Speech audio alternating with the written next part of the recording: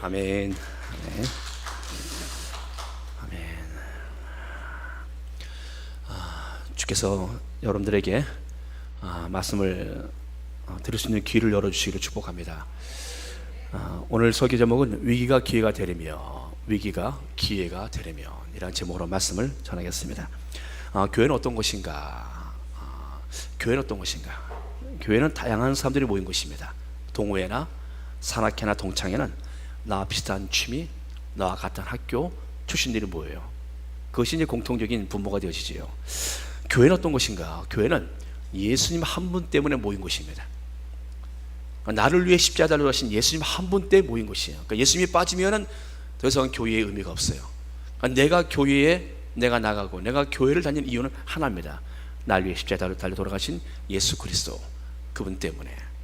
사랑하는 여러분들, 교회가 건강하고 부흥하려면은 구성원들 안에서 그래서 예수님, 그리스도의 사랑과 그리스도의 용서, 그리스도의 이해가 필요합니다.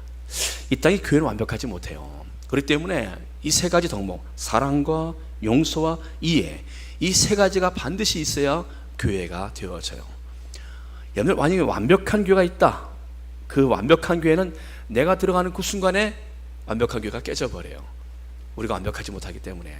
그런 교회도 있지 않지만 여러분들, 성경 그래서 우리에게 이와 같이 말씀하십니다. 함께 지어져 간다. 에베소 2장 20절 말씀 이하에 보면은 너희는 사도들과 선자들의 터 위에 세우심을 입은 자라. 그래서 예수께서 친히 모퉁이 돌이 되셨느니라. 자, 교회는 예수님께서 모퉁이 돌이 되시고 선자들이 그 위에 터를 세웁니다.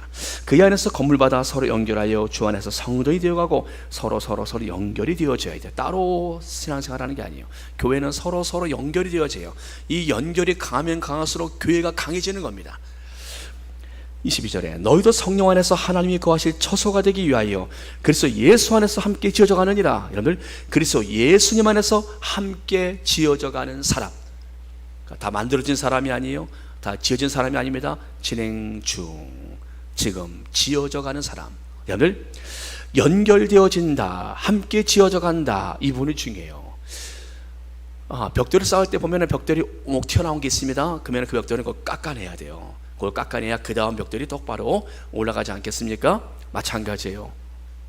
교회는요, 내가 깎아지고 내가 그 다음에 내 위에 올라갈 벽돌이 잘 자리 잡을 수 있도록 나를 깎아 놔야 합니다. 그리고 내가 그 안에서 나도 부족하지만 상대도 부족하고 다 공사 중인 그러한 미안성의 사람들, 지금도 함께 지어져가는 사람들이 바로 교회입니다. 오늘 본문 초대교회는요, 우리에게 그 교회 안에 있는 문제를 통해서 주시는 메시지가 있습니다. 이 당시 구성원들은요, 다양했습니다. 헬라파 유대인들, 히브리파 유대인들 두 부류가 교회의 큰 부류로 차지하고 있었어요. 헬라파 유대인들은 어떻습니까? 정통 히브리파 유대인들과는 조금 달라요. 어떤 사람들이냐면 이 사람들은요, 나라가 위기 속에 있을 때, 나라가 멸망하지 않았습니까? 바벨론에 의해서 나라가 멸망할 때 이들은 나라를 떠났던 사람들입니다.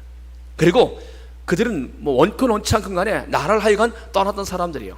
포로로 떠났던지 부인들이 떠났던지 하여간 떠났던 사람들이에요. 그런데 교회가 만들어지면서 그들이 그 안에 들어왔어요, 보니까. 그래서 그들을 향해서 헬라파 유대인들이라 말합니다. 그들은 히브리 말을 쓰지 않고 헬라 말을 씁니다. 떠났다 돌아와서 보니까 그들은 언어가 바뀌진 않아요. 할아버지, 할머니 쭉 몇 대 조상부터 쭉 살다 보니까 그 헬라 문화권에서 헬라어가 편한 거예요. 근데 정통 히브리인들은요, 히브리파 유대인들은요, 나라가 어찌됐건 간에 거기서 머물러 있었어요. 견뎌냈어요. 오랜 세월을, 수백 년을 견뎌냈어요. 헬라말 안 씁니다. 그들은 일부러. 그들은 히브리 말을 고집했습니다. 교회가 만들어졌습니다. 헬라파 유대인들과 히브리파 유대인들이 왔는데 보니까 이 교회의 숫자가, 헬라파 유대인들의 숫자가 비교적 적어요. 근데 히브리파 유대인들은 숫자가 많습니다. 그곳에 오랫동안 머물고 정착했던 사람들이니까 자연적으로 교회 안의 숫자가 그들이 더 많습니다. 그런데 문제가 발생되어집니다. 이 둘 다 예수 그리스도를 구주로 믿고 교회 안에서 그들이 만났지만 이 안에 문제가 발생되어져요. 성경은 말씀합니다. 그때 제자가 더 많아졌는데, 그때 언제입니까? 제자가 더 많아지는 부흥하는 그때에, 부흥하는 그때 시험의 바람이 붑니다. 여러분들, 교회가 언제 시험이 옵니까? 교회가 부흥하고 성장하려고 할 때는 시험의 바람이 불어와요. 그 바람을 잘 타면은 교회는 더 높이 더 멀리 성장하게 되어지고요, 그 바람에 무너져 버리면은 어려운 거예요.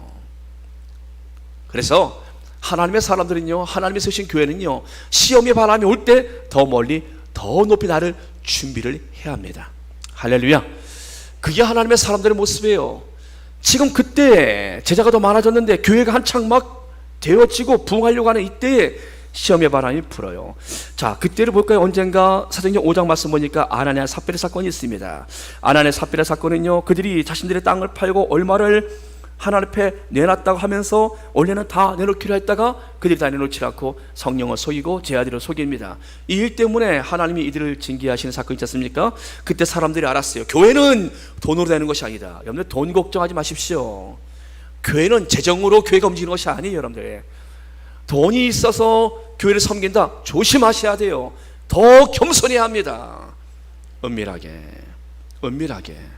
조심해야 돼요. 여러분, 교회에서 어떻게 교회가 세워집니까? 교회는 예수 그리스도의 피값으로 예수를 믿는 고백의 사람들을 통해서 교회가 세워지는데, 여러분, 근데 아나니아 삽비라 같은 경우는요, 자신들의 재물을 가지고 하나님 앞에서 장난을 쳤어요.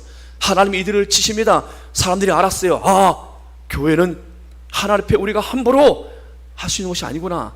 교회는 하나님이 다스리고 계시는 것이구나. 여러분들, 어떤 분은 말합니다. 제가 돈 있어야 교회를 가죠. 돈 없어서 교회 오는 게 더 축복이에요. 가난할 때 오는 게 더 축복입니다.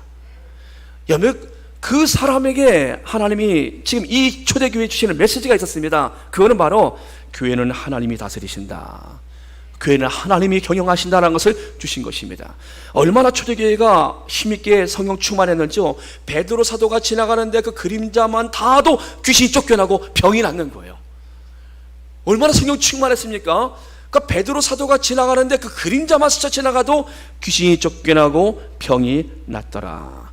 여러분들, 이러다 보니까 제사장들과 사두개인들이 시기가 생기는 거예요. 자신들에게 있지 않은 능력들이 예수님의 사람들이 나타나니까 시기가 생겨서 그들을 잡아서 감옥에 가둡니다. 감옥에 가둬요. 여러분, 정치적인 힘은 있습니다. 주의종들도 얼마든지 감옥에 가둘 수 있어요.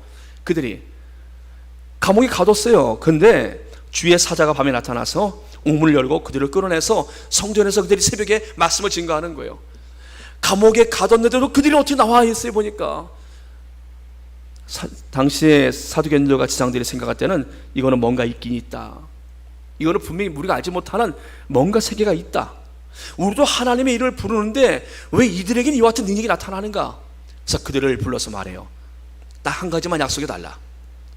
너희들이 예수님의 이름으로, 그 사람의 이름으로 사람들을 가르치지 않겠다라는 한 약속만 해라. 그럼 우리가 풀어주겠다. 근데 말을 안 들어요. 때립니다. 채찍으로. 그리고 채찍으로 때리고 그들을 내보냅니다. 그런데 나가고 나서도 어떤 일이 벌어집니까? 매를 맞고 나간데도 불구하고 그들이 그 매 맞음 속에서 오히려 자신들이 핍박당한 것을, 예수 그리스도의 이름으로 핍박당한 것을 이들이 오히려 더 기뻐하면서 나가서 복음을 전하는데요, 이들이 그 이름을 위하여 능력받는 일에 합당한 자를 여기심을 기뻐하면서 날마다 예수는 그리스도라, 예수는 그리스도라 성전에서 집에서 가르치고 전도하기를 그치지 않더라. 매를 때려도 안 되는 거예요. 매를 때려도 그들이 나가서 복음을 전합니다. 그리고 오히려 매를 때리면 내가 예수님의 이름으로 매를 맞았어, 내가 예수님 때문에 매를 맞았어, 내가 예수님 때문에 내가 이런 고통을 당했어, 이것을 오히려 더 기뻐하면서 더 나가서 전하니 막을 길이 없습니다. 사랑하는 여러분들, 예수님 때문에 핍박이 오고 예수님 때문에 어려움이 오면 더 기뻐하십시오. 그것이 우리의 진짜 모습입니다. 예수님 다 싫어하다가 다 떠났어요. 예수님 싫다고. 예수님이 주는 떡은 먹었고 기적은 경험했어도 예수님 싫다고 결국에 다 떠납니다. 그러니까 예수님이 말씀하시지 않습니까? 너희들 날 떠날 것이냐? 여러분, 예수님이 인기 있는 그런 사람들의 인기 중심에 있지 않았어요. 인기가 좀 올라갈 만하면 예수님은 물을 끼얹습니다. 너희들이 나를 믿는 것은 떡을 먹고 표적을 보고 믿는 것이구나. 아, 자존심 상해. 아, 내 자존심을 건드렸어. 떠나는 거예요. 예수님 앞에 여러분들, 예수님께 사람들의 비유를 맞추고 그들의 관심과 그들의 인기를 끌려고 한 적이 없어요. 우리 예수님께서는 그들에게 너희들이 나를 따라오거든 너희들이 십자가를 지고 따라와라. 무슨 끔찍한 소리입니까? 십자가를 지라니요. 그냥 주는 떡이나 먹고 내 인생 행복하게 살고 내 취미 내 사는데 좀 도움이 될까 했는데 십자가를 지라니요. 여러분들 인기 없는 말씀을 하셨어요. 예수님께서는요. 여러분들 예수님께서 지금 이들에게 지금 제자들에게 주신 그 복음이 지금 교회를 통해서 지금 전해지고 있었어요. 교회가 막 부흥을 합니다. 근데 그때 바람이 불었어요. 시험의 바람이 불었습니다. 시험의 바람은 다른 것이 아니라 헬라파 유대인들, 소수의 사람들이 구성되는 헬라파 유대인들의 과부들이 매일 구제에서 빠지는 거예요. 히브리파 유대인들의 과부들이 구제에서 빠졌다라면 별로 시험 안 들었어요. 그런데 소수의 사람들인 기득권층이 아닌 소수의 사람들인 가난한 사람들, 소수의 사람들인 헬라파 유대인 과부들이 구제에 빠지니까 이게 시험이 된 거예요. 그들은 그러자도 교회 오면은 눌렸거든요. 교회 오면 히브리파 사람들이 많이 있고 자기들은 조금 있어요.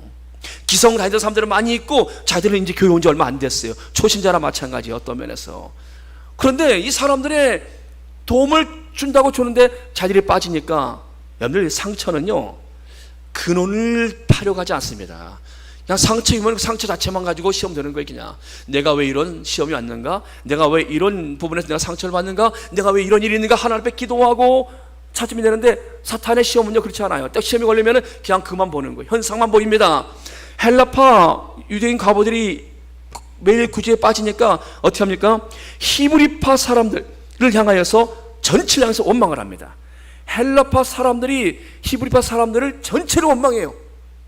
여러분 이 일을 하는 몇 사람의 실수인데 그것을 알아보고 살펴봐야 되는데 헬라파 사람들이 히브리파 사람 전체를 다 원망해버려요. 성경은 말씀합니다. 매일 구제에 빠짐으로 히브리파 사람을 원망하니 여러분들 하나님 앞에 감사하면요 내가 지금 은혜 안에 있다는 것인데 시험이 오면은 감사거리가 다 잊어버려요. 감사가 생각이 안 납니다. 섭섭함, 분노, 원망만 자꾸 나오는 거예요. 그러다 보니까 그러니까 하나님께서 이스라엘 백성들에게 주셨던 그 은혜를 그들이 자꾸 잃어버리고 하나님을 향해 자꾸 원망을 하니까 하나님께서 나중에 말씀하십니다. 너의 말한 너희들이 내게 들린 대로 내가 너에게 시행하리라. 원망이 무서운 거예요. 결국엔 다 못 들어가잖아요. 가나안 땅에 그들이 못 들어간 이유가 하나입니다. 원망이에요. 근데 여러분 시험이 오면 원망이 옵니다. 지금 이들이 지금 히브리파 사람들을 다 원망을 해버려요. 사실 이들이 이런 일이 벌어지면은 사도들에게 와서 우리 사람들이 자꾸 빠지는데 어디에 문제가 있습니까? 라고 묻고 하나님 앞에 기도하면서 하나님 우리의 지금 연약한 사람들이 자꾸 매일 구제에 빠지고 있습니다. 하나님 도와주십시오 라고 기도하고 했다면 시험 안 들어요. 이들은 그러지 않아요. 바로 그대로 원망이 들어갑니다.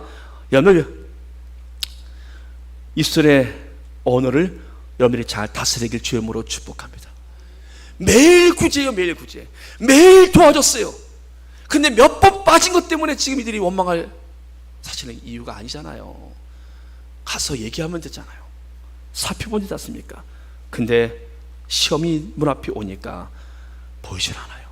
주의 눈으로 보면 시험은 간단하게 답이 보이는데 시험에 들면 인간적인 이성적인 생각이 작동되어지고 그리고 하나님이 주시는 답으로부터는 점점 멀어져 버려요. 성령 충만한 교회는 이 같은 시험을 어떻게 풀어나갑니까? 히브리파 사람들을 향하여서 헬라파 사람들이 원망을 하고 있어요. 이 가운데서 사도들이 만약에 그럴 수 있지 그거 가지고 그래 주면 될 거 아니야 이렇게 하면 더 큰 시험이 되는 거예요.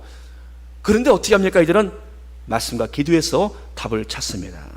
말씀과 기도, 우리는 오로지 기도하는 일과 말씀 사역에 힘쓰리라. 이 모든 일을 그들은 말합니다. 우리가 이 모든 일이 벌어진 것은 하나님의 말씀을 제쳐놓았기 때문이다. 하나님의 말씀을 제쳐놓았기 때문이다. 결국은 문제의 답을 기도와 말씀에서 찾습니다. 사랑하는 여러분들, 모든 인생의 문제는요 우리가 하나님 앞에 말씀 붙잡고 기도하면 거기에 답이 보여요. 하나님은 우리의 인생의 길을 하나님 말씀 안에서 기도하는 가운데 하나님은 그 길을 그 답을 우리에게 보여주고 계십니다. 성령 충만한 교회는 이와 같은 문제를 덮지 않았습니다. 덮지 않았어요. 이와 같은 문제를 은폐하려고 덮지 않았어요. 이 문제를 어떻게 합니까?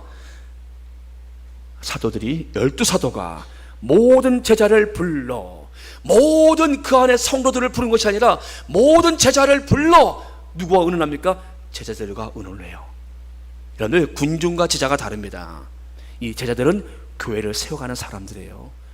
교회 핵심 멤버들입니다. 여러분, 교인들이 있고요, 이 안에 예수님의 제자들이 있다는 것을 아십니까? 예수님의 제자들과 일반적인 그런 교인들, 일반적인 군중들과는 차이가 있어요. 어떤 차이인지 아십니까? 똑같이 다 하나님의 이름을 부르고 찬양하고 예배드리고 기도하고 다 할 수 있어요. 근데 분명한 차이가 있어요. 내가 제자인가 아닌가 분명한 차이가 있어요. 제자인가 팬인가라는 그 책을 제가 이제 한 권을 좀 제가 받아서 보게 되는데요, 분명한 차이가 무엇인가? 딱 한 가지입니다. 헌신도. 헌신의 깊이가 달라요. 헌신의 깊이가 달라요. 제자들은요 주님 앞에서 자신이 무엇을 해야 하는가를 찾습니다. 그러나 대종들, 팬들은요, 예수님께 내가 무엇을 받을까를 생각을 해요. 내가 무엇을 받을까? 내가 무엇을 내가 그분으로부터 내가 얻을까 시에 대한 관심을 갖습니다. 그러나 제자들은 그렇지 않아요. 내가 져야 할 십자가 무엇인가? 내가 할 것이 무엇인가? 내가 드려야 할 재물이 무엇인가? 내가 어떻게 내가 하나님의 일을 할 것인가라는 헌신의 깊이가 달라요. 여러분, 이들을 불러서 지금 말합니다. 사도들이. 문제는 우리에게 있다. 우리가 말씀을 더 힘있게 증가하지 못한 우리에게 있다. 멋진 겁니다. 성도들의 다시 하래요. 모든 문제가 지금 어디에 있습니까? 목사인 저에게 있는 거예요. 저에게 있는 거예요. 형제들아, 너희 가운데서 성령같이가 충만하여 칭찬받는 사람 7을 택하라. 사람 뽑는 것을 그들에게 맡겨요. 12사도가 뽑은 것이 아니라 지금 제자들에게 이 교회 대표자 7명을 뽑아달라고 말합니다. 이 교회를 운영하고 지금 이 교회를 다스려갈 수 있는 이 7명의 집사를 당신들이 뽑아주십시오. 지금 제자들에게 부탁을 합니다. 당회가 뽑은 게 아니에요. 지금 12사도의 당회가 뽑은 게 아니에요. 제자들이 뽑게 되어져요. 기준은 분명했습니다. 학식, 재력 아니에요. 성령과 지혜가 충만한 사람, 바로 이거예요. 성령과 지혜가 충만한 사람이 교회에 세워지면은 우리는 더 이상 바랄 게 없습니다. 성령 충만한 사람, 하나님의 영에 붙잡힌 사람, 하나님의 말씀에 지혜가 있는 사람, 이들을 기준으로 줍니다. 그리고 7명의 사람이 뽑혀요. 오늘 7명의 사람이 뽑히는데 7사람들의 이름이 전부 다 헬라어예요. 헬라 사람들이에요. 헬라식의 이름이에요. 스데반, 벨립, 버르고로, 니가노로, 디몬, 바메나, 또 니골라, 전부 다 헬라식 이름이에요. 그럼 그들이 어디 출신이라는 겁니까? 그들의 출신이 히브리파 출신이 아니라는 거예요. 그들은 헬라파 출신 사람들이라는 겁니다. 지금 교회의 대표, 교회의 축을 지금 세우는 데 있어서 그 많은 히브리파 사람들에게서 뽑은 것이 아니라 지금 시험 들어있고 지금 원망하고 있고 소수의 사람들이 있는 헬라파 사람들 안에서 7명의 집사를 뽑습니다. 여러분, 이것이 가능할까요? 아마 히브리파 이쪽 다수의 사람들이 안 됩니다. 그들은 안 됩니다. 우리가 더 숫자가 많은데 우리에서 뽑아야죠. 인원 숫자를 합시다. 우리가 더 많으니까 우리가 5, 거기 2. 얼마든지 얘기할 수 있는 거예요. 근데 지금 7명 전체가 다 헬라파 사람들로 뽑혀요. 헬라파 유대인들로 뽑혀요. 하나님이 왜 이렇게 뽑으셨을까? 사도들이 그대로 그들에게 안수합니다.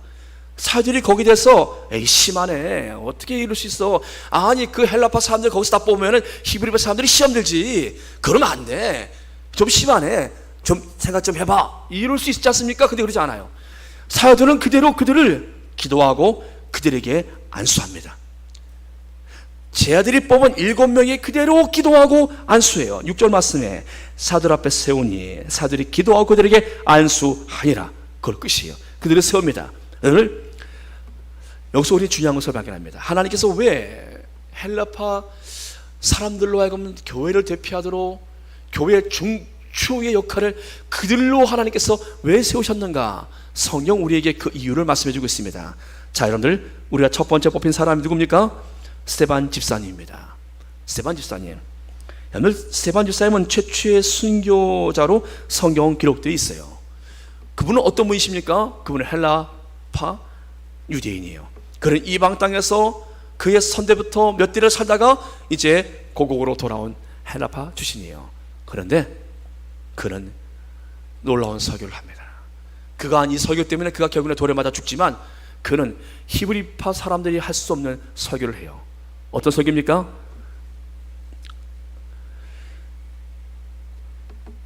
그의 설교 내용을 읽어드리겠습니다. 그러나 지극히 높으신 이는 손으로 지은 곳에 계시지 아니하시나니 선자가 말한 바 주께서 이르시되 하늘은 나의 보좌요 땅은 나의 발등상이니 너희가 나를 위하여 무슨 집을 짓겠느냐 나의 안식할 처소가 어디냐 이 모든 것이 내 손으로 지은 것이 아니냐 함과 같으니라.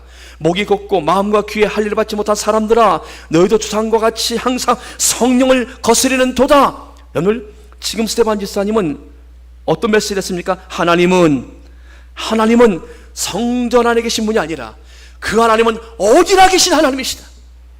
히브리파 사람들은 도저히 그런 설교 못해요. 어떻게 하나님이 성전에 계시고 하나님이 우리의 하나님이시지, 무슨 하나님이 뭐 열방이요 세계, 말도 안 되는 얘기죠. 근데 스테반 집사는 보았어요. 그는 알았습니다. 자신이 이국 땅에 있을 때도 하나님은 그곳에서 자신을 만나 주셨어요. 거기서도 하나님은 자신에게 은혜를 부어주셨고 그곳에서도 하나님은 기적의 역사를 펼치셨어요. 그러기에 하나님께서는 성전 안에만 계신 분이 아니라 그 하나님은 다윗이 말한 대로 성전 안에 계신 분이 아니라 하나님께서는 이 모든 것은 나의 보좌요 하늘은 나의 보좌요 땅은 나의 발등상이니 하늘과 땅 모든 곳에 계신 그 하나님. 자, 할례는 어떻습니까? 유대인들만 받는 할례라 생각했어요. 근데 진짜 할례가 무엇이라고 말합니까? 스테반 집사님은 목이 곱고 마음과 귀에 할례 받지 못한 사람들아, 목이 곱고 마음과 귀에 할례 받지 못한 사람들아. 즉 할례는 마음과 귀에 해야 된다. 진짜 할례는 몸의 할례가 아니라 마음의, 귀에 할례가 필요하다. 오늘 당시 정통 유대인들은요 감히 할례에 대해서 이렇게 말 못합니다. 근데 헬라파 출신인 스테반 집사님은 할 수 있어요. 이 설교가 가능했던 겁니다. 결국은 하나님은 어디나 계시는 분, 할례는 진짜 할례는 유대인 당신들이 아는 육체 할례가 아니라 마음과 귀에 하나님의 음성을 들을 수 있는 그 귀가 열리는 것이 진짜 할례다. 이 설교했다가 결국에 돌에 맞아 죽어요. 여러분들, 하나님께서 이와 같은 그 사람들을, 이 시대 사람들을 깨울 수 있는 그런 설교, 헬라파 출신 스테반 집사가 가능했던 것입니다. 정통 히브리파 유대인들은 할 수 없는 설교였어요. 그 다음에 빌립 집사님이 세워져요. 빌립이 세워집니다. 어떤 사람입니까? 빌립은 사마리아 가서 복음을 전합니다. 사마리아는 유대인들이 상종을 하지 않은 사람들이에요. 어떻게 사마리아 가서 복음을 전합니까? 베드로가 이방인에게, 백부장 이방인에게 복음을 전했다가 예루살렘으로 소환을 받지 않습니까? 왜 이방인에게 복음을 전했냐고. 당시 유대인들은요 그리스도인이 되었지만 생각이 열리지 않는 거예요. 개방이 안 되는 거예요. 복음을 듣고 그들이 예수를 믿었지만 아직 이방인까지도 열리도록 머리가 안 열리는 거예요. 할 수 없는 거예요. 그들은요 그 문화권에서. 그러니까 베드로도 처음에 고넬료가 사람 보냈을 때 가지 않았어요. 근데 하나님께서 하늘로부터 환상을 보여주시는 거예요. 내가 너에게 주는 펼쳐 먹어라. 펼쳤더니 부정한 음식이 가져간 거예요. 부정한 것이. 그래서 베드로가 말합니다. 난 이 부정한 것 이런 거 한 번도 먹지 않았고 하나님 왜 이런 걸 나에게 보여주십니까? 하나님 말씀하셔요. 두 번째 보여주시면서 내가 정하다고 한 것을 너는 왜 부정하다고 하느냐? 그럴 때 그 환상 이후에 고넬료의 하인들이 와요. 우리와 함께 갑시다.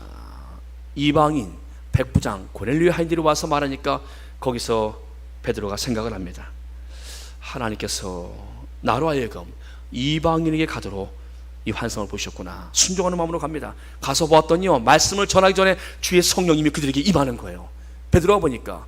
베드로 나중에 소환돼서 말합니다. 내가 가고 싶어서 한 줄 아시오? 사실은 하나님이 내게 보여주셨고 내가 가서 말씀을 전하기 전에 그들에게 성령이 임하는데 내가 어찌 하나님의 일을 내가 어떻게 막냐고. 기가 막힌 변명을 해요 베드로가.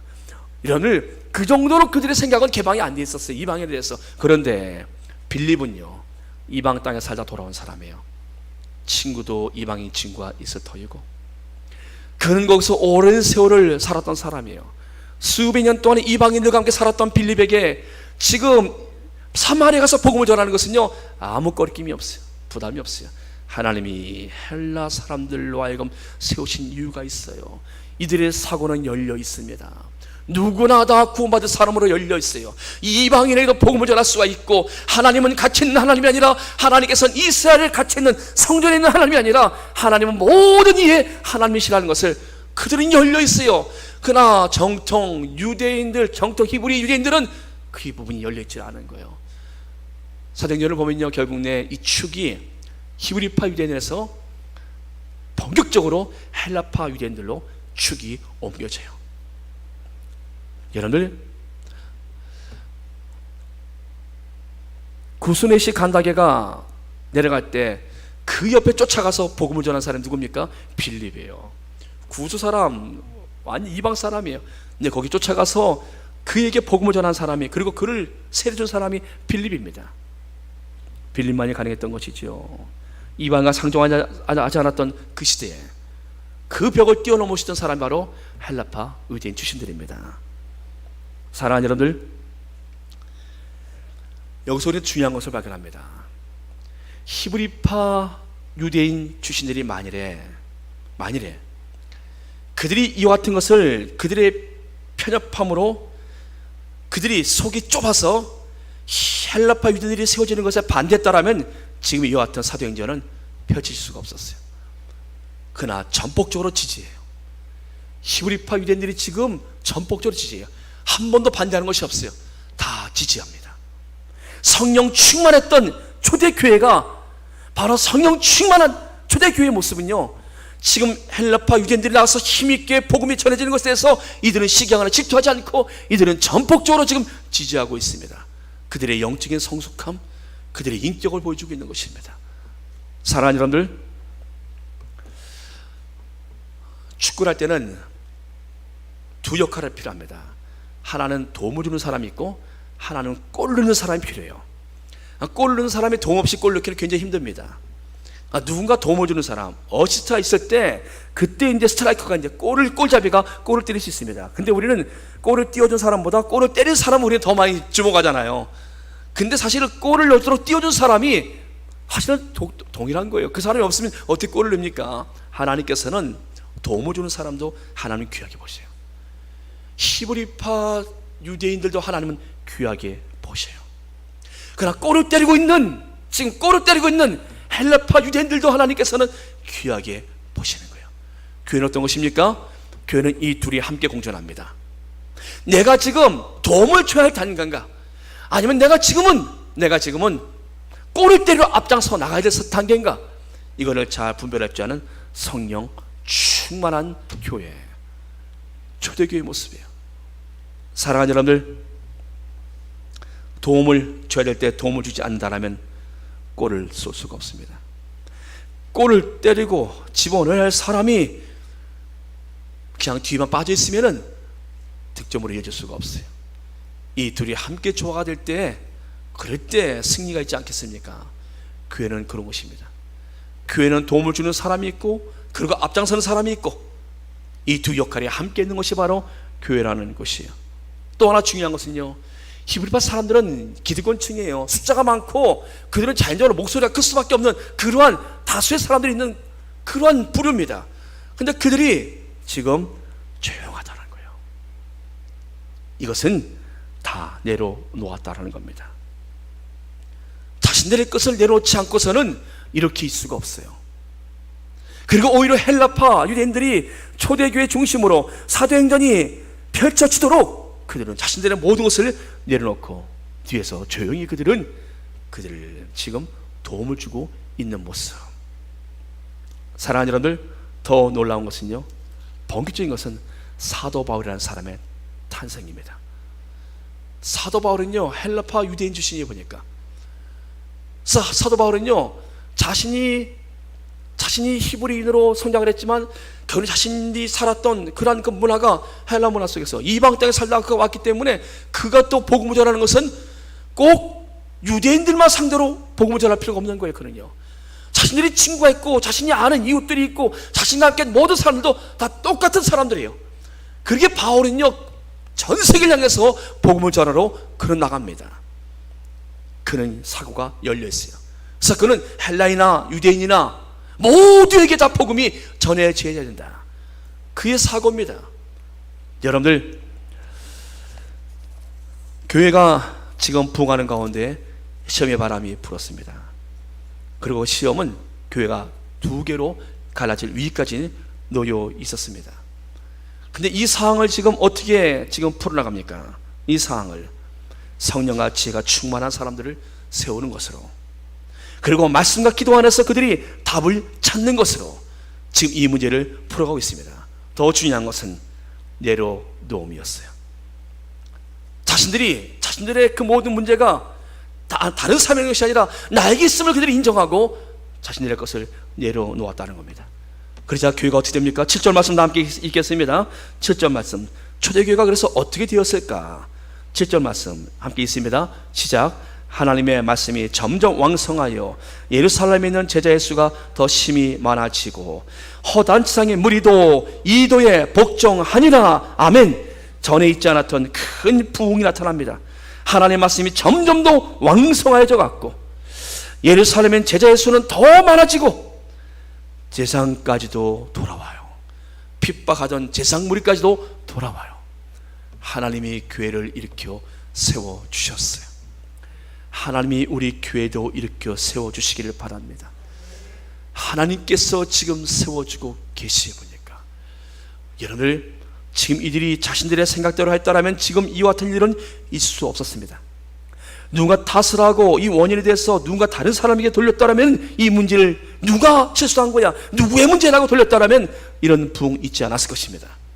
그들은 말씀과 기도로 돌아와 성령 충만한 사람들을 앞세우고 그들은 지금 하나님의 말씀에 붙들리자 하나님께서 지금의 교회를, 초대교회를 시험의 바람을 오히려 더 큰 부흥의 바람으로 바꿔주셨어요.